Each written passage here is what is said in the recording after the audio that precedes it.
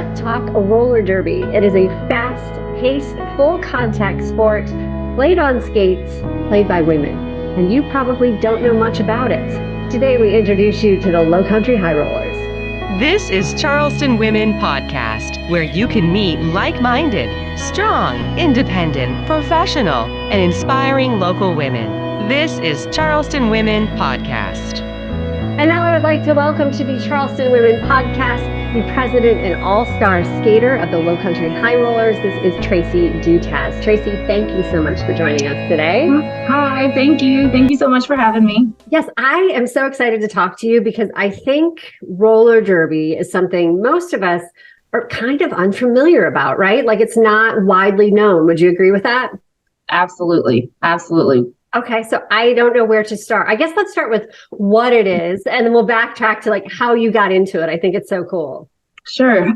So roller derby is a sport. It's very athletic. It's a sport that is played on roller skates, and it is rough and tough, kind of like football or rugby, but there's different rules.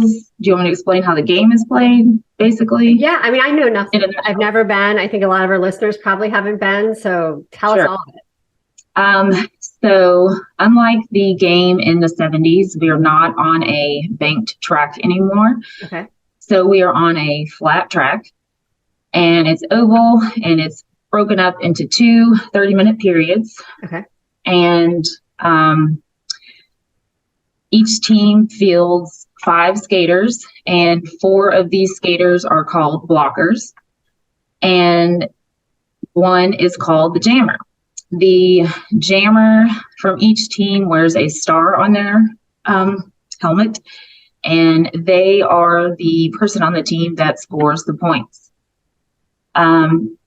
So all the blockers from both teams together form a pack, and they have to stay within 20 feet of each other. So it doesn't turn into this big race, you know. Okay. So the jammers line up behind the blockers, and on the whistle, the jammers take off. And they are trying their hardest to get through this big pack of blockers. And it's like a defensive line. It's like football, right? Okay. Yeah. So roller skates. Yeah. So the jammers are trying to get through this big pack, and for each opposing blocker they pass, they get 1 point. So if there's 4 blockers on the other team and they get through them all, they get 4 points. And then the team with the most amount of points wins. So it's a full contact sport, but skaters cannot use your heads, your elbows, your fists, your hands, your knees, or lower legs or feet to make contact with people.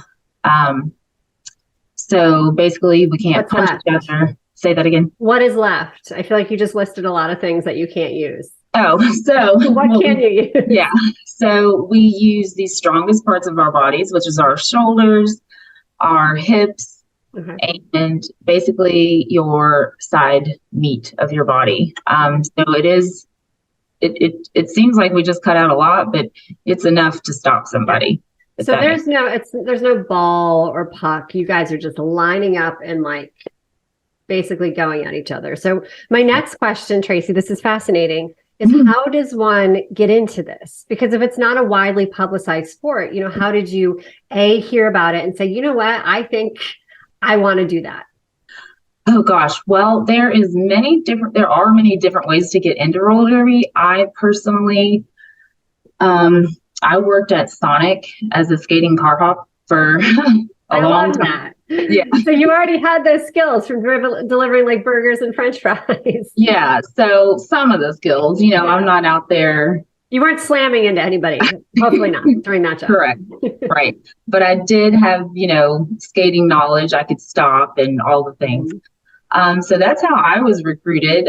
One of the coaches came through and was like, hey, you're really good on those skates. You ever try roller derby? I was like, what is this? So I went to that first game back in 2009, Wow. And yeah, I've been playing a long time.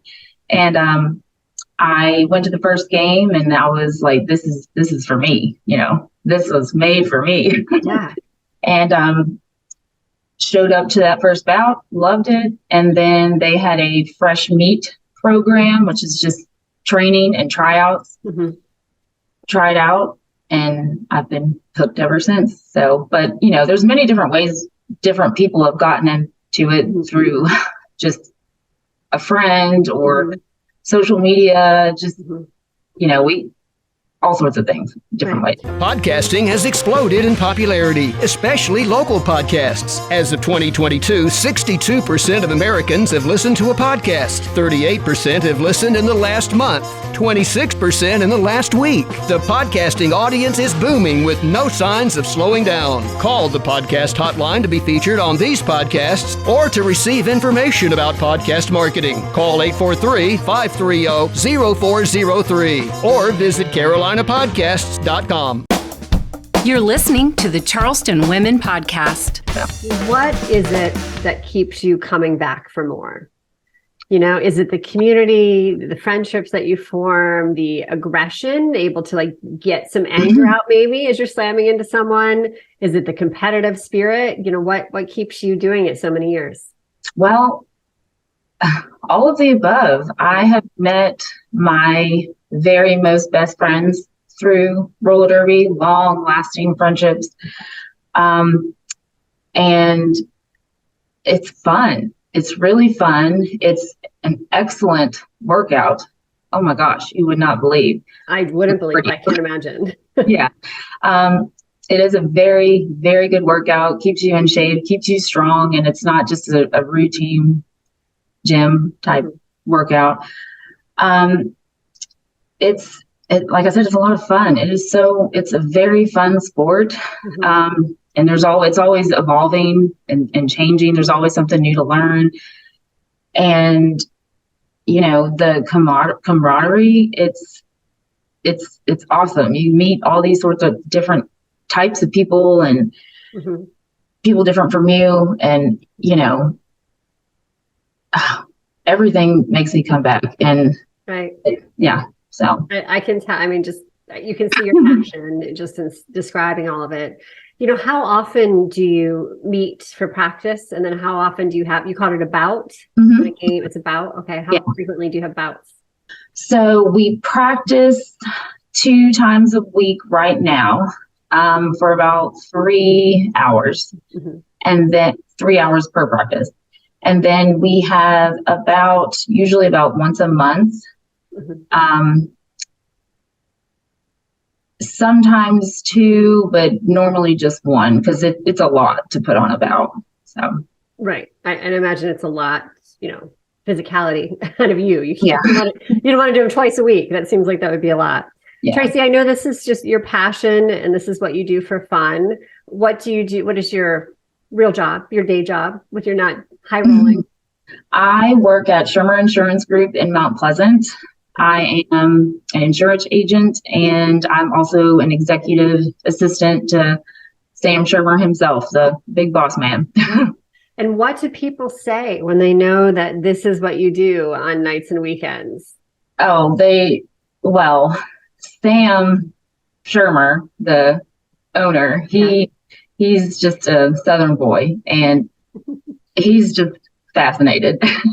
And a lot of his clients are like old Mount Pleasant, and they come in and they'll see I've got a framed picture on the wall from a magazine cover from Charleston Women. Yes. And and they're like, is that you? That's amazing. And it's good. They're shocked, but they're fascinated, and a few of them have come to games before. So that's great that they're there to support you, and it's got to make you feel so good. Don't you love it as a woman when we do something that's so surprising to someone else? Like that's a cool feeling to be like, yeah, of course I do that. Just because I'm a girl doesn't mean I can't.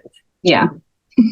What would you say to the women listening to this podcast? Maybe not everyone wants to be a high roller, it's not a good fit for everyone listening, but when it comes to, stepping outside of your comfort zone or doing something differently, like what would you say to encourage someone? just do it. Take that first step, whether it be doing your research or reading a book about it or talking to a friend about it or going to an event of that hobby activity and seeing it live. It just gives you the inspiration, and you see all, like for roller derby specifically, you know, I went to that first bout in 2009, and I just remember seeing all sorts of different kind of women, sizes, shape, color, just none of them looked the same. And that diversity just really drew me in. You can do anything. If I can do this, you can do anything. And if I can do this for this long, anybody can do anything. And it's just, it is inspiring to look at something different, you know. I was going to say, you are so inspiring that you took the first step to do it, that you've been doing it this long. You know, what's next for you? Do you want to continue this for another 5 years, another 10 years? Do you foresee yourself going into another sport, coaching? Like, what's your next path? Roller derby it's not a new sport, but the resurgence of roller derby back in, I don't know, I think 2005-ish, it's not a sport that's been studied a lot as far as like from a medical perspective. So we don't have statistics of like the long-term effects of playing the sport on your body. And luckily I've never had any serious injuries or anything. But that's what I was going to ask. What is your worst injury that you've had? Well, with roller derby, I kind of tweaked my knee one time, but I didn't really have to do anything. And I've had a couple of black eyes, but it was more of an accident during a practice than an actual game. Okay. So, yeah. It builds character, right? Yeah. How much, as far as padding, you know, how much are you wearing and how long does it take you to gear up? It seems like it would be an intensive process to get ready. Well, for bout days, we have a very strict schedule that we have to follow to be ready. And we've got it down to a T where we can gear up in like 7 or 8 minutes. Oh, wow. And I'm one of the slower gear upper people because I just am. But we have to wear a helmet, and we have to wear elbow pads, wrist guards, knee pads, and a mouth guard. So it's much faster. I don't know what I envisioned. I don't know. Snowsuits, putting out the padding, going out there with all of your gear. You know, Traci, this always comes across sometimes like a question out of left field, but I love asking women like yourself who are busy, who are successful. What is your morning routine? What do you do? Because I think it's so fascinating that we can all learn from each other. And if you don't mind sharing, like, is there anything that you do religiously every morning or anything that you think sets you up for success for your day? Oh, so I'm sure you're aware on TikTok, or in social media in general, the morning routine it pops up in my feed all the time. The whole thing. I know. These women who wake up at 5 and they don't have to be at work until 9. I'm like, what are you doing?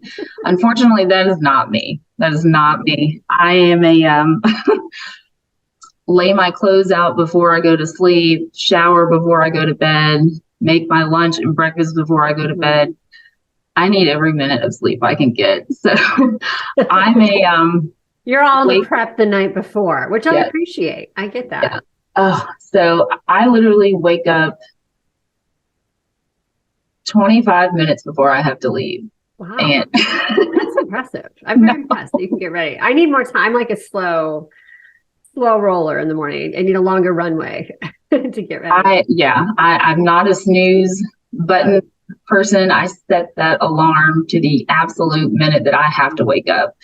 And I get up, brush my teeth, fix my hair, put my clothes on, give my animals a round of treats, and I'm out the door. Yeah. Game on. Go start your day. Yeah. Traci, where can people see the High Rollers? I know you're on Facebook and Instagram. Instagram's the.lowcountry.highrollers, or that's Facebook, I'm sorry. And then Instagram is Lowcountry Highrollers Derby. So I'm sure if you just put Lowcountry Highrollers in the search field, it will pop up, correct? Yeah, you'll find it. Yeah. And what type of stuff do we see there? I'm sure it's fun to see about. Well, it's so on Instagram in the stories section, we do shoot a lot of videos during practices and stuff to sneak peeks and stuff, but usually it's mostly about information and the promotion for that. But we're kind of revamping our social media at the moment just to get a better plan and yeah, that's great. I also want to say your website is lowcountryhighrollers.com where you can go find all the information. Traci, as a mother to girls, I imagine taking them to one of your bouts would be a wonderful experience for them to show outside the mold, if you will, what is possible. Would you agree with that statement? Absolutely. I do not have children, but I have a 10-year-old niece who lives here, and she just makes me feel like a superstar. And she always. I don't even know her mom, but I'm sure she's telling everyone like my aunt is way cooler than my mom, because my kids would do that. Yeah. If you were your aunt, they would like worship you. I can tell you that right now. Yeah, she is the best. Yeah. But also, so the games are extremely family friendly. Lots of people bring their kids and they love it. We even have halftime games where the kids can not participate on skates, but they can push a skater around the track and have races and stuff. It's super cute and they really love it. Yeah.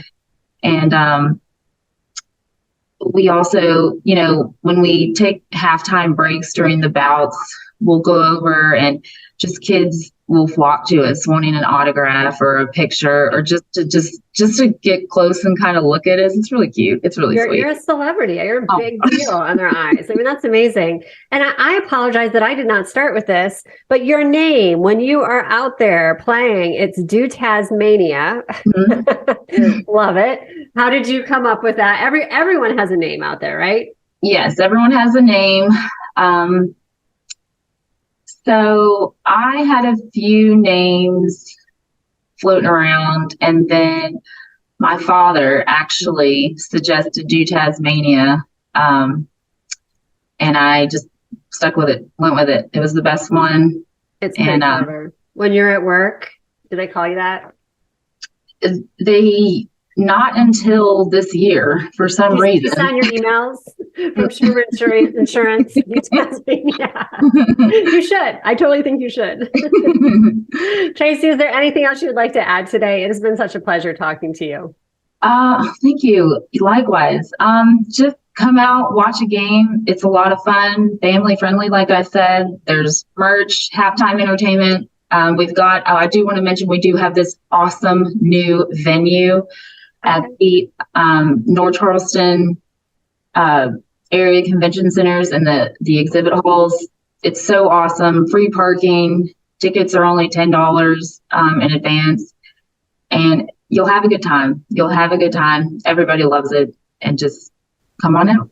Well, guess I'm taking my girls. I'm going to go to the website. They have to see this. Traci, thank you so much today. Doutaz Mania. People can go to lowcountryhighrollers.com for more information. And this has been Traci Doutaz on the Charleston Women Podcast. Thanks for spending time with Charleston Women Podcast. Please like us and follow us on whatever platform you're using to access Charleston Women Podcast.